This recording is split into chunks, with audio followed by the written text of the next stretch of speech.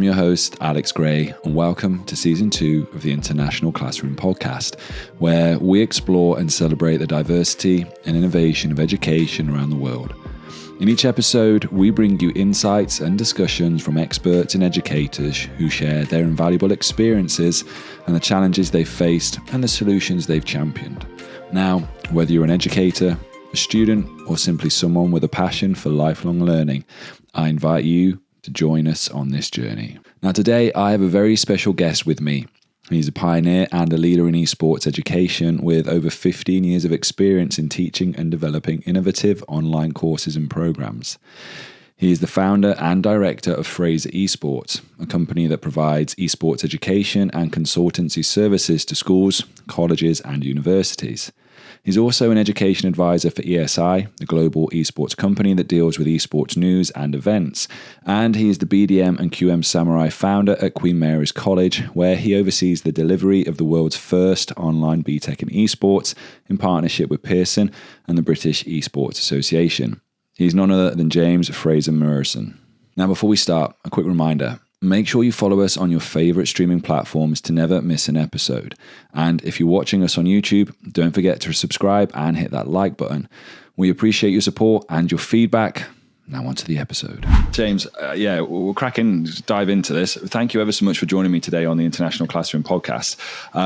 We connected over LinkedIn recently because I posted something about what I think is going to be a huge component of education this year and even moving forward further, and that is esports. And someone very kindly sort of put us together and we've been speaking a little bit then about esports, and I am fascinated by what you are currently doing. I think it's going to be of super value to the listeners out there globally in terms of your journey into this and what the future of esports holds. So before I steal any more of your thunder, could you just introduce yourself to the watchers, to the listeners? Tell us a little bit about yourself. Absolutely. So my name is James Fraser-Murison. I have a multitude of hats. I am currently the Business Development Manager at Queen Mary's College in Basingstoke, formerly a Deputy Head Teacher, Head of Department, founder of the QM Samurai, which is our esports team, of which we have 8 separate competitions taking place. I was very fortunate enough to be asked to write some of the first ever esports units for BTEC, for Pearson and the British Esports Federation, which is what's kind of hurtled me into this new career of mine.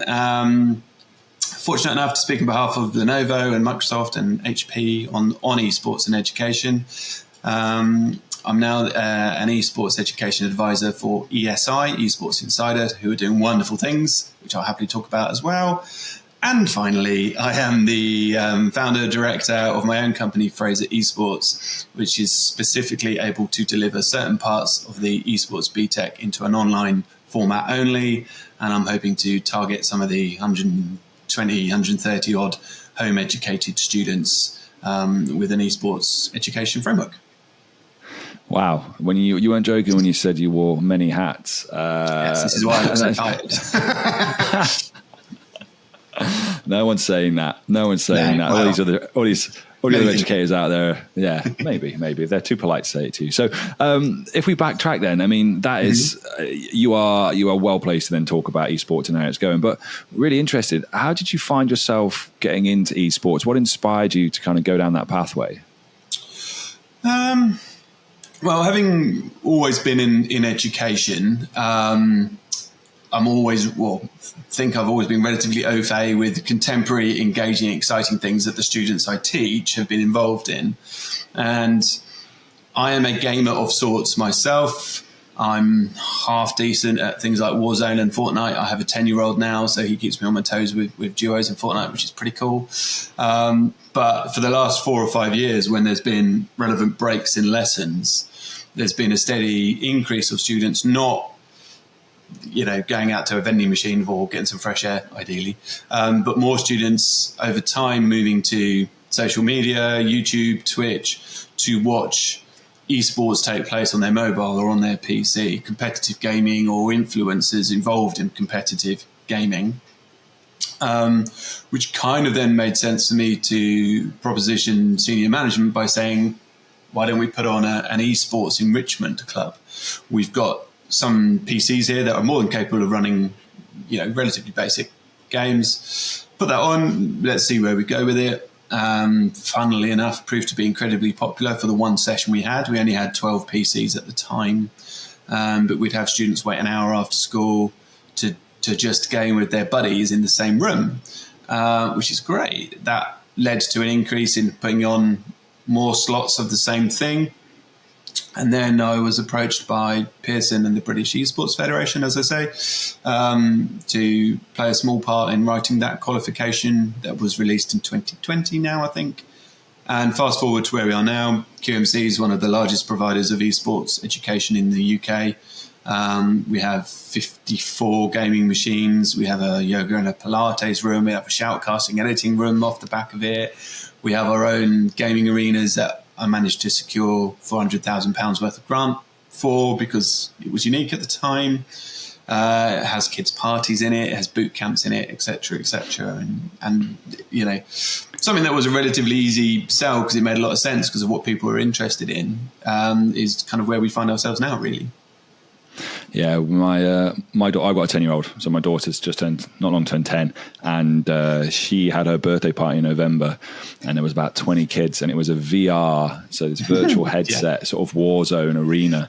And I was just like, we were sat just watching them all on screens as they're moving around, pretending, to fire, and it was a Christmas themed one. It was just phenomenal, and yeah, I can see the birthday parties going on and kids being massively involved in that. Again, she wants to do up on Fortnite.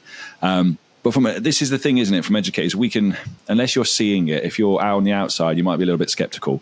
But obviously, you've got Pearson's now. You've got this online, this BTEC in esports that is the front runner and first of its kind. What are the skills then? What are the knowledge that students are taking from this? From an educational perspective. Well, I mean, so there's kind of two sort of ways of looking at it. There is the traditional school, college approach of the esports qualification, which is the face-to-face, X amount of students in a classroom and then teacher at the front teaching, which is how I started doing that and built an esports department from there. What Fraser Esports can do, which is kind of what you're also saying as well, I take that and put it into the online format. So it encourages more people that are homeschooled, home educated for whatever reason, still have an opportunity to learn about an industry that's going to be worth $1.5 billion next year. It makes more money than the film and the music industry combined in the UK. So the whole purpose of however you consume that educational piece is because it's about understanding that industry and that business. I will always say to senior leaders up and down the country or abroad or whatever, this is not a gaming course. My staff and I, other teachers, we're not going to make you better gamers. We will make you understand the business and the industry and the mental and physical aspects of it far better. But we're not going to make you better gamers. It's not a gaming course. It's about preparing students for skills needed in the workplace, the future workplace. I use this line a lot, but that's because it's pretty good. It's the World Economic Forum says that 2025 and 2030 skills employers are looking for are logistics, team building, problem solving, and communication. Well, if you're doing esports and you're gaming and you're doing so with your friends and your buddies and your colleagues, then all of those things will be prevalent and they will be evident for people to use and demonstrate. If you're a gamer on your own, you're already doing problem solving and logistics. And you do that from, I don't know, if you're a 4-year-old, 5-year-old with a Switch or an iPad at home. And gamification has always been a way to secure positive dividends from when you're a toddler and you're trying to get a star-shaped piece of plastic into a square hole, and then the rewards that come from that and all of that. This is a new way of doing that, and our jobs as teachers is to prepare students for this industry, and this industry that's so big and huge at the moment happens to be esports and gaming, and it's not going to go away anytime soon. So let's be ahead of it. Yeah, I completely agree with it. And with that, then obviously you've got an educational provider at one side. You've then got an edtech provider with Microsoft and others in one side. And then you've got the esports industry on the other side.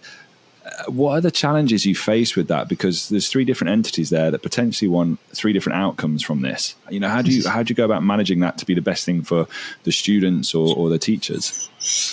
I mean, it's by far the most exciting and the best thing I've ever done within education is to try and keep on top of this and deliver this, because it's a rare moment in educational history where something is engaging, it is contemporary, relevant, and dare I say fun.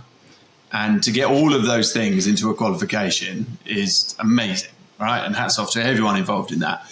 It isn't a perfect qualification. There are still some things that can be adjusted and amended, but I don't know of any perfect qualification. This is new still and shiny.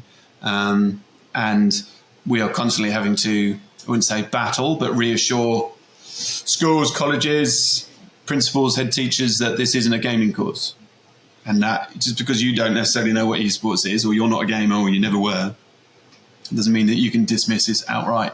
We have X amount of students in the course here at QMC that are STEM students, a few that will be Russell Group University based. They will do this with an ancient history qualification and business or psychology or French or further maths and esports. And that's great, because why wouldn't you? Why wouldn't you want to be involved in that? Why wouldn't you want to be something that's so important? Yes, there are X amount of people who say that the esports community is a scary place to be involved in, or a bit Wild Westy. It is, yeah, but so is an awful lot of other things, and that's not a reason to not want to engage and do it well. The likes of HP, Lenovo and Microsoft, they're all trying to do their own thing, and they're all trying to kind of get the same amount of eyes on their product as opposed to others. Again, let's use that to our advantage as educators and facilitators. As long as everyone is kind of safe and everyone is doing it for the right reasons and everyone is learning as they go, learning by failing upwards or learning by doing, then these are good reasons to have a qualification like that in place and work with people, I think. Yeah, I agree. Have you had a stream of students who have completed the course now? Who have gone through? Yeah, so my first, just to make me feel even older, my first set of graduates, if you will, left a year and a half ago on what was a single esports BTEC, so that's worth 1 A level.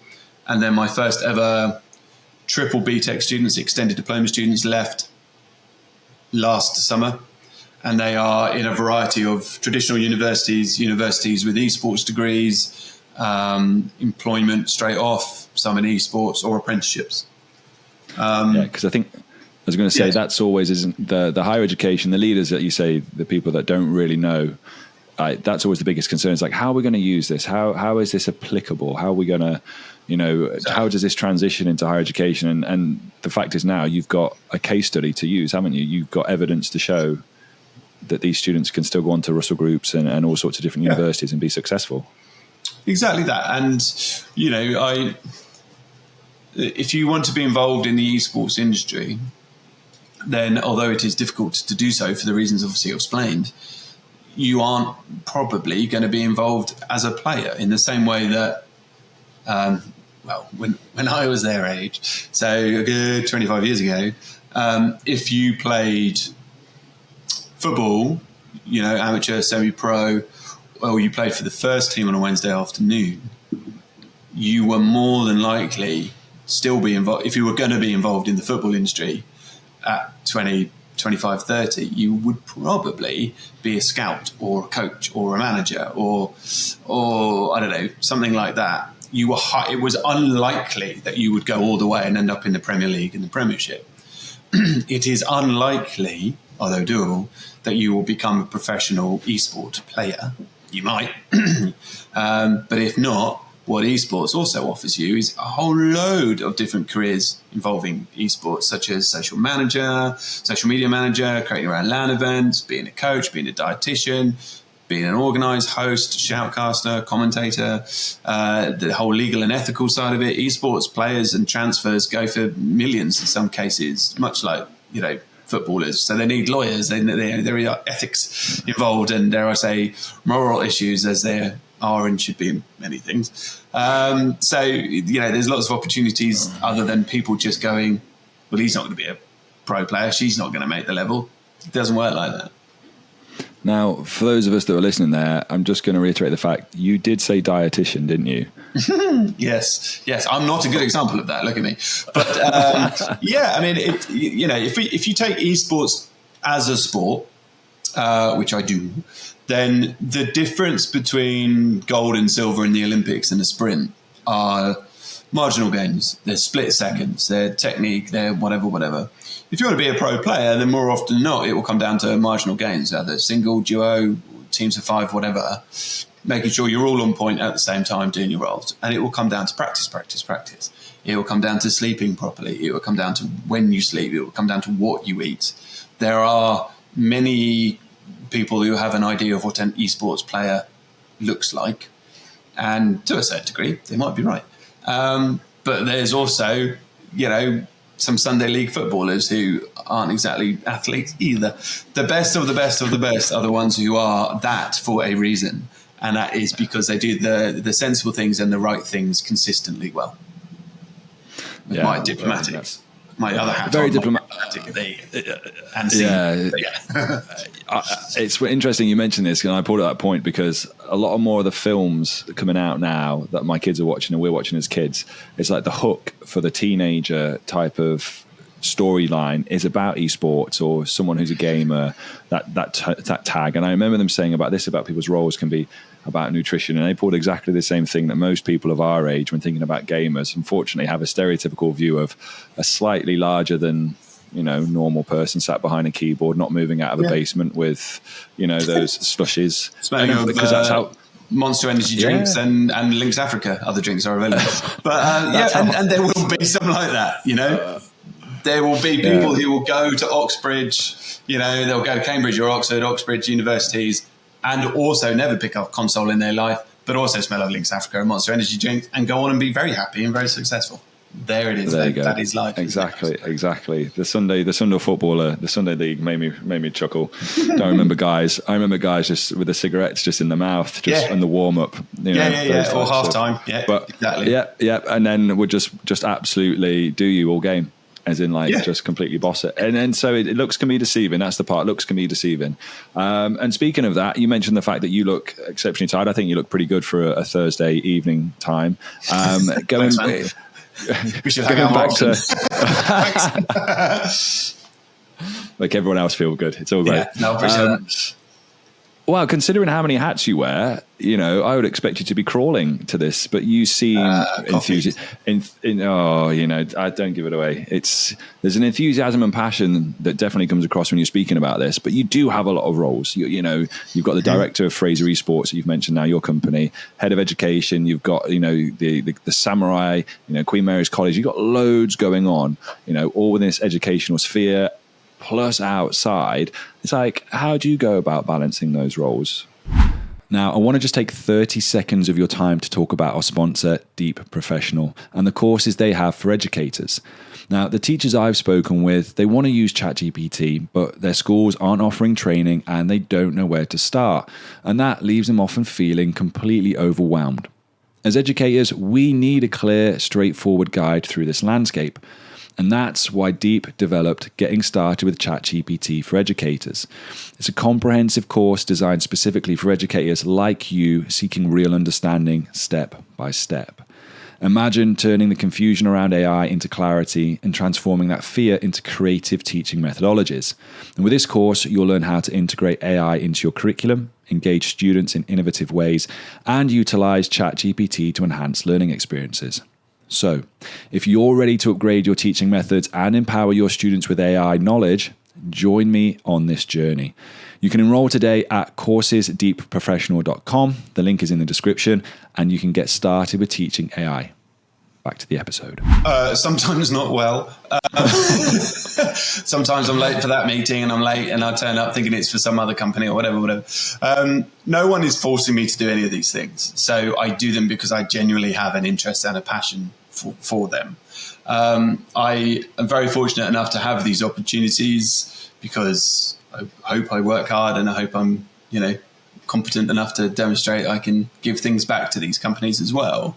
But also there are times I'll be able to link several of the jobs together. So my role that's been announced this week, depending on obviously when this goes out, I'm a education advisor for Esports Insider, who are this global company, amazing company who deal with esports events and various other bits and bobs. But they've got an event in the first week of March at Oxford University. Oxford. So Esports Insider, Next Gen, Oxford, because even Oxford University recognise that esports is a thing and have been going quite competitively for a number of years now. And yes, they do have a good rivalry with Cambridge. So with my ESI hat on, I am asking several schools and colleges to come along and see esports in an education capacity, speak to teams and organisers.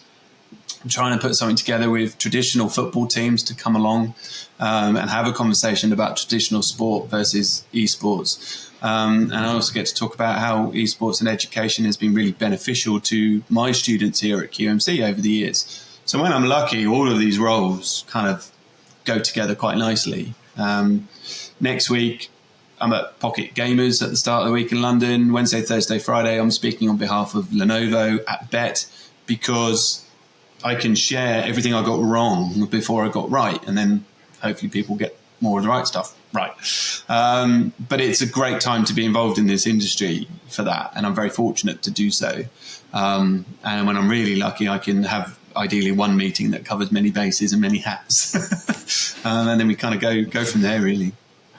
Oh, fantastic. So I imagine you're going to talk at these events, and if it was me, I would have two questions and two kind of things, that I'm interested in. And so one would be like, if I'm the senior leader and you're probably going to ask this as you go to these, is how do you measure the impact? Like, we're seeing these things, how are we going to measure the impact and the effect of this on one hand? And then I'm also the other teacher who, in myself, I have just started up an esports little club for my students in secondary, and they love a little bit of Mario Kart. But I'm like, well, how do I move that on? What am I doing so that it covers those extra things like the manager and the social media? So they're not just there playing on a game, literally, but getting the other parts of it. So what would you say to those? You've got two opposing people coming at you at BET in terms of the senior leader and the teacher. What would be your answers to those questions that they might ask you? There's several ways of looking at it. And the easy one, or the crude one, is to say to senior leaders, I can work with you and develop you something that ultimately gives you bums on seats. Bums on seats means there's money. If it's X amount per kid on a seat over a 2-year period, then that is income. Now they can do that, and it happens to be something that is exciting, engaging, as I say, contemporary and relevant. So why would you not want to do that? If there was a huge, clamor for Amazon, Google, Elon, where everyone is saying, God, everyone's got to do knitting or crochet. We need more of that globally. Yeah. Well, eventually we're going to have to teach them that, right? We're going to have to prepare them for 2030, 2035, this huge kind of, we need wool. We need more wool in our lives. Okay, well then let's have an education framework that is relevant. You wouldn't say no to that. That would be mad. So all we're doing is we're giving you the framework that's already been established through Pearson and, as I say, the British Esports Federation. And we're allowing you to put that in place with all the work that other people have done. And you're also giving them digital skills, much needed digital skills for the workplace, essential skills. I hate soft skills. I hate people who say soft skills. It's so sort of detrimental. So I try and crowbar in essential skills where I can. And those are really good reasons to prepare students for this type of qualification, right? And if you're kind enough or brave enough to put on an hour a week, and you've only got a couple of Switches, Nintendo Switches, and you can only play a few games of Mario Kart, great. Just do that. That'll be wicked. Kids will enjoy it, and kids will turn up.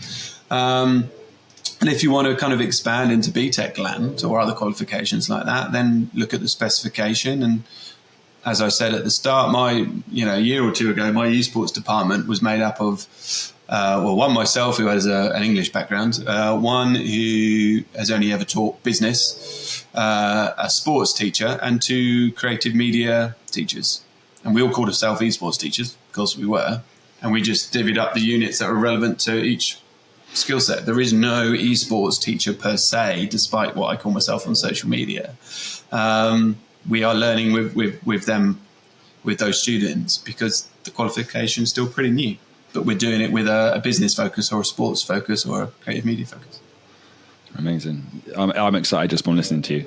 And that was it was going to be one of my questions in terms of, right, there's global, I'm going to try and sound really good here. There's global people listening to this podcast. They run around the world. Hello, global people. Good. There we go. It sounds good. Call me global people. And that's what I was going to get to in terms of, I'm sitting here, I'm in Dubai. It's a massive thing here. It's getting that way in terms of some of the esports competitions that recently went on, I think before Christmas, down in Abu Dhabi. It's like, and I'm listening to this thinking, right, I think this would be a great contribution to the syllabus, to the curriculum we've got. Yep. My new role next year, it's already known, everyone knows I'm going to be a head of sixth form at a school, leading head of sixth form. I'm like, this would be a great fit. Is it one of those courses? Yeah, exactly. Is it available? May I now say how equally refreshed and young you look too? Oh, thank you. It's the lighting, as I've been told numerous times. Your lighting's really good. Well, yeah, it's because I've got soft lens, Sony's, yeah. But is it available? They do have a soft skin function on, by the way, so I'm hoping it's doing its job. Okay. Is it available? If I'm a teacher, I want to get my hands on this. I want to put it into my school. I'm in an international classroom. I'm putting you on the spot now. Is it available worldwide? Yeah. There's different ways of doing it. You can do it through the international Pearson BTEC. There's other qualifications. There's bespoke, white labeled stuff that can be created. There's leadership packages. It can be crowbarred into existing business or creative media packages. You can start with just an enrichment or collegiate kind of approach. There's loads of different ways of doing it, and I would encourage anyone to at least have a look at it. And if you're a senior leader, then let's have that chat and let me convince you, because ultimately, why wouldn't you? And you're probably not the ones that are going to be delivering it anyway. So, let's have a conversation about why it's relevant and what it can bring you. And if you don't want to, don't. That's the other thing I say to people, isn't it? If you don't want to do it, don't do it. But that's my same approach, isn't it? If you don't want to teach or introduce, German back into your syllabus for whatever reason, then don't. If you do, great. Those are 2 pretty good reasons, really. No, agreed. And so no excuses now from anyone out there. It is available. Get your hands in it, go and do it. And as James has said, call him. We'll put your details. Yes, details will be available. Yes, please. I need a tan. Goodness, look at me. I need a tan. I need some sunshine. That's it. There we go. We'll find a way to get you out to the Middle East. Thank you. You can drop some knowledge bombs on these teachers that are so curious about it. Amazing. So speaking of that, then it's like there are lots of things to get excited about esports, even just talking about it and everything else that's going on. What are the things that, like, the trends and innovations that you're excited or curious about in that field?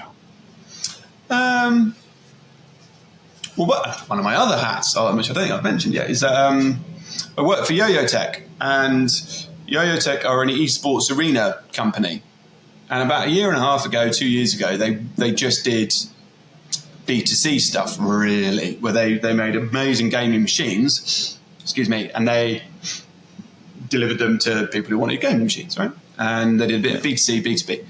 And a fine gentleman called Jeremy from Yo-Yo Tech's Enterprise Way, who's 5 miles down the road from here. We ended up having this conversation. As I said, I won quite a lot of money to build an arena post-16 education, first in the UK. So I reached out to them, and that created a lot of kind of hype and whatever.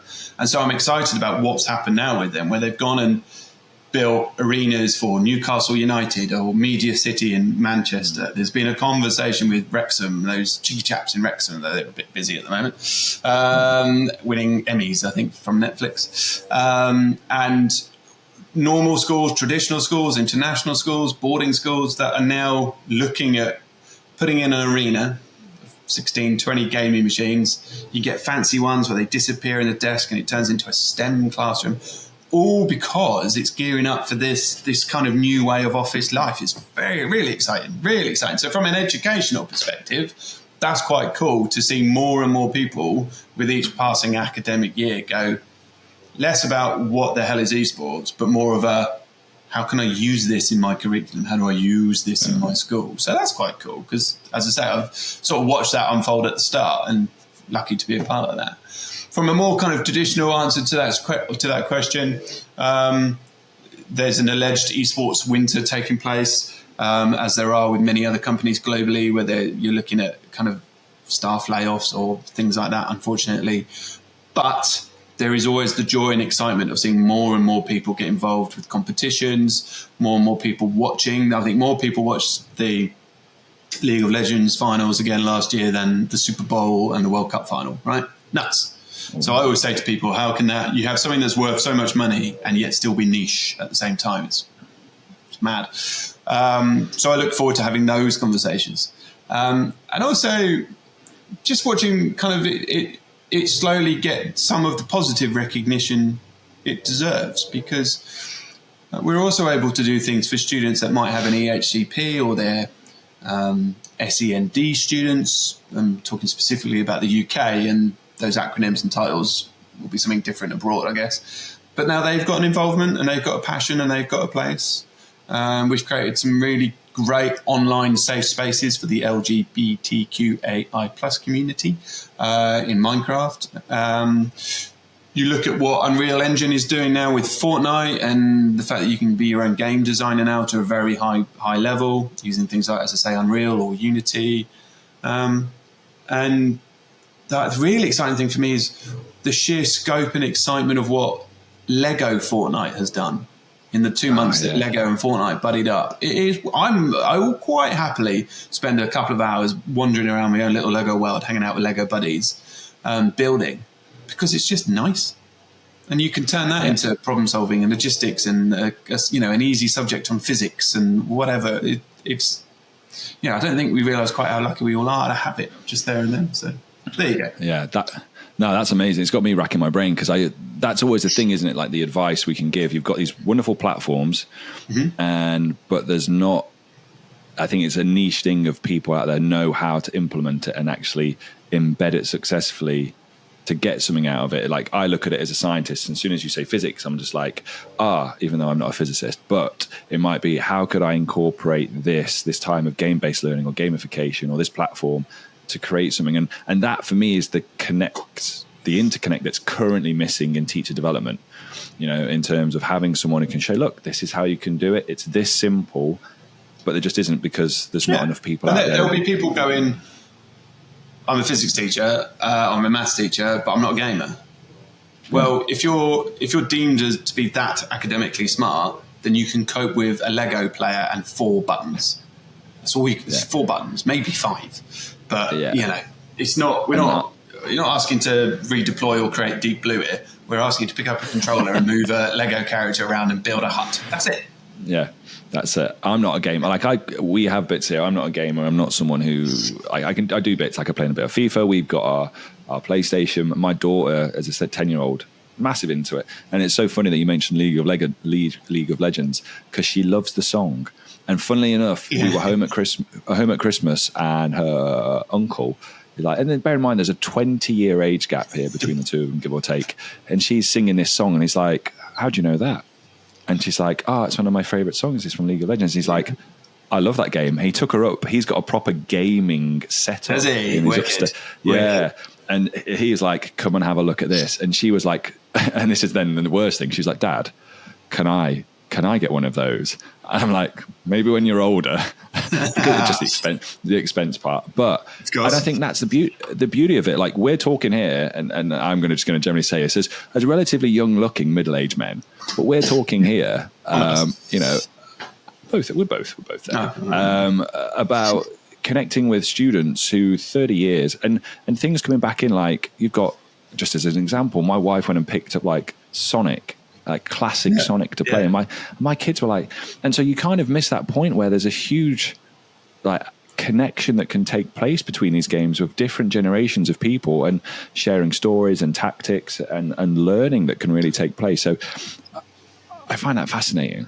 I'm in the same boat. If I talk to my son on the way, well, not with, if I talk to my son, when I talk to my son on the way home from the school pickup, I say, "How was your day?" I'm excited, and I get, "Yeah, fine, whatever, yeah, cool, fine, yep, can't remember, okay, fine, I tried. Let's find a crowbar and say, right, what do you think of the new Fortnite skin, or what do you think Ali A's up to on YouTube?" He's like off his way. Because, funnily enough, if you talk to kids about something they're passionate about, they will not stop talking. So my job is to, as a dad, is to find out something they're interested in. And, you know, I will quite happily spend hours, you know, in the lounge building Lego with him. And the same way I'll quite happily, for as long as he lets me anyway, because he's slowly getting better than me and it's worrying, I will quite happily drop into a Fortnite world with him and run around, eat bananas and build a castle type thing. So... yeah, love it. And then we've got another connection on top of all the others and a lovely little bonding experience. These are all good things. These are memories that I am already cherishing. But he doesn't game, you know, he's 10, but he doesn't game at 11 p.m. or 3 a.m. He doesn't get the smell of Lynx Africa, and nor will he, because everything needs to be done in the right way. If you want to run a marathon, there's not a single person on the planet who will tell you that you run a marathon every day and you'll be brilliant. Your body will explode. Of course it will. Yeah. You've got to do the right things in the right way. But yeah, and that leads us kind of nicely onto this question and about debunking some myths that people have and common misconceptions about it as well. So, you know, we've tackled a few, haven't we, already? But, you know, are there things out there about esports that we just, you know, would be good to kind of just go, look, it's a bit of a myth in terms of like the nutritional side of one, or that actually, you know, sitting and playing for 10 hours straight is good for you. Those types of things. Doing anything over and over again is one of two. It's either it's not practice makes perfect, it's good practice makes perfect, or it'll be extremely damaging. In the same way that, you know, playing football a couple of times, or, you know, every day is great. Playing football 8 hours straight every day, not good. So there's got to be the right type of rest and the right type of kind of stimulation from other areas as well. You know, drinking properly, sleeping properly, eating properly. Myths wise, it's addictive. Yes, to a point. So's lots of other things. You know, running can be addictive. It's about balance, etc.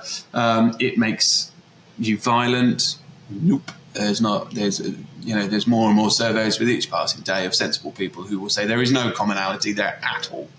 And I'm probably put a disclaimer there, or asterisk or whatever, but because there isn't, but fine. I don't have the money to be sued either. So there's those types of things. And you know, we've also got to understand that one of the greatest pleasures I ever had as a child was making mixtapes, either for myself or the girlfriend I was definitely going to marry when I was either 9, 11, 12, or whatever. And that was being creative, and that was a certain amount of kind of logistics, and it was problem solving to a point. But it was my world, and my parents weren't involved in that. And I listened to my music on my CD player in my head, and I was a happy little bunny, no problem. Well, I had my own language then.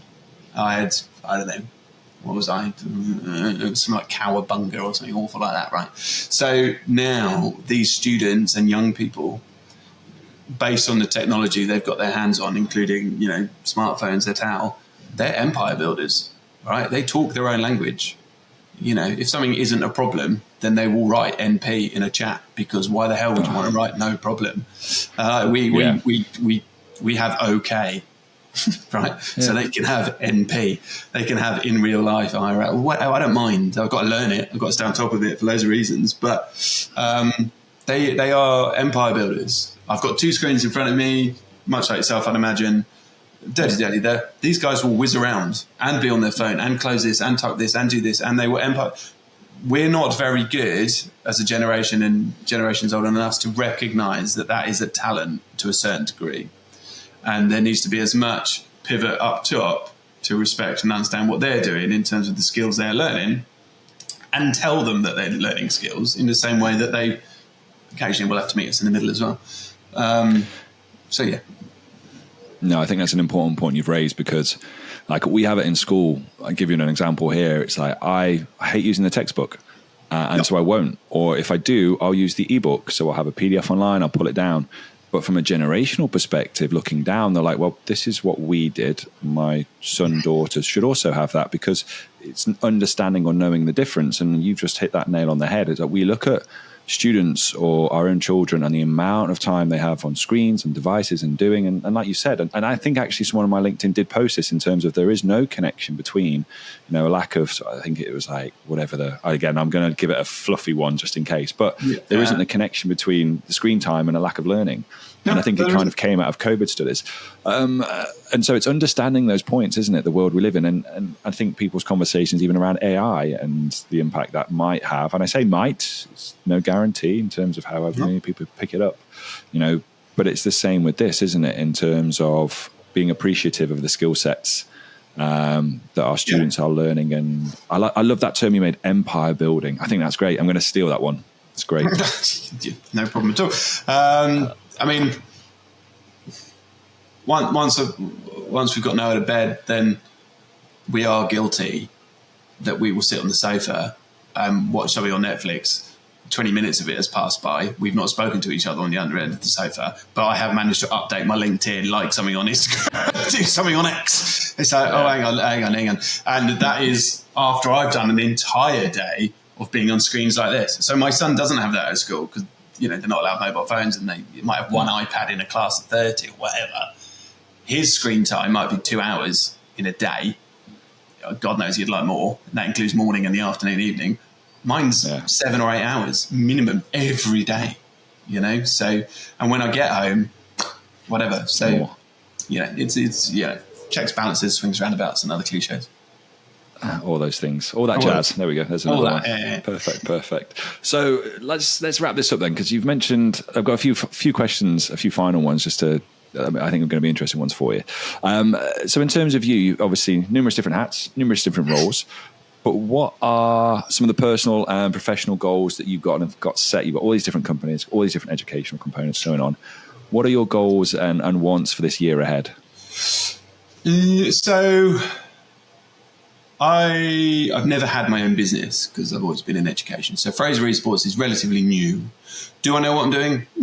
To a certain degree, I think. Could I do it better? Yes. Could I take help and advice from anyone? Yes, please. But its aim is to provide esports education to everyone who wants it. Okay, so that's why I'm pushing for international schools, online schools, home educated students, so they have that opportunity similar to mainstream students. So I'm very fortunate that November I went out to South Korea, and December I was in Atlanta, Barcelona next month. So I'm lucky to go and talk to people to do this. I want to do more of that. I want to help consult and build and train and develop an empire build, if you will, I guess. So I'm excited by that. Absolutely petrified at the same time, but excited too. And with Yo-Yo Tech and ESI and QMC, you just want to keep pushing them forward in the ways that I hopefully can. And again, kind of say, esports and education, if it's not for you, you don't have to do it, but give me a chance, give me a shout. Let's see, let's speak to these kids that have been there and done it now. And, they will be happy with the output. Yeah, definitely. And as I said in the earlier ago, we will link all your details, and so people can get in contact with you and hopefully, learn a little bit more and get the skills and details they need to push that forward. So let's wrap this up about you. Let's look at you and your esports. Favorite esports game? Favorite esports game? I liked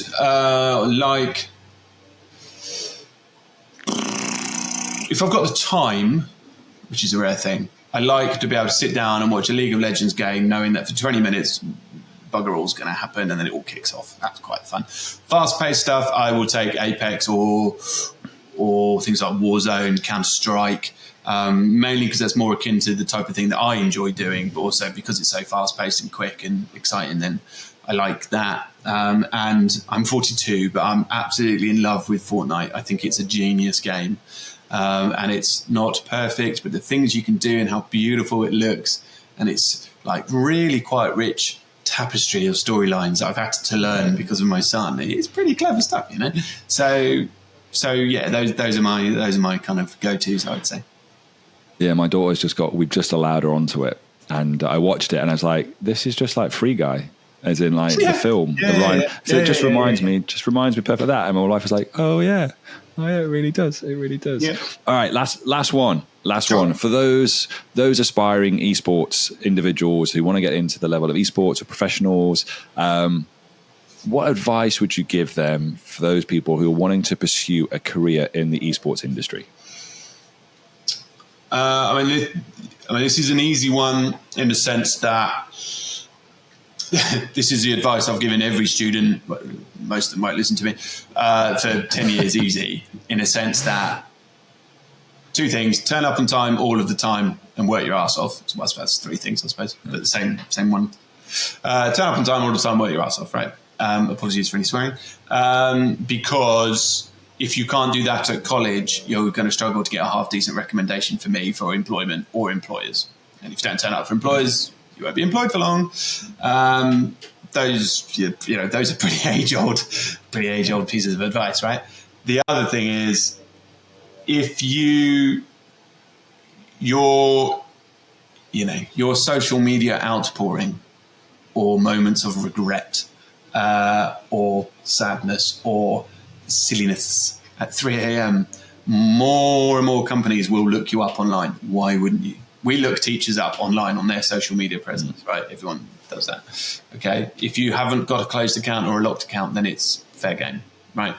If you want to go and work in the esports and you want to be a pro player or a shoutcaster or an editor, and you're trying to get a job that 2,000, 4,000 people are also trying to get, and you get as far as being looked at online, and you have written some things you shouldn't have done, then for the love of all things holy, stop doing that. Okay, because there's loads of reasons why. So it's not earth-shattering advice, but as I say, don't do those things. Don't do those things, or at least delete them. It's probably the other thing, because if I can see them, so can others. Yeah, definitely. I completely agree. Mine is early is on time is late. Yeah, I can live with that. Yeah. I'm on board with that. Knowing that I was 2 minutes late for this, so I do apologise. But still, very good advice. Yes, absolutely that. Yeah. Well, James, it's been an absolute pleasure speaking and learning from you. I feel like I've learned a lot, and I can go and speak to my kids now and look like I know what I'm doing. So on that side, really appreciate it. And I can only wish you all the best for 2024. I, for definite, will be singing your praises out here and working and doing all I can to get you out. I think there's a community here that would greatly appreciate and absorb everything you have to offer from it. So, watch this space. We'll see if we can get. But other than that, appreciate your time today. It's been a fantastic chat, and wish you all the best for this year. Thank you very much. Thanks for having me.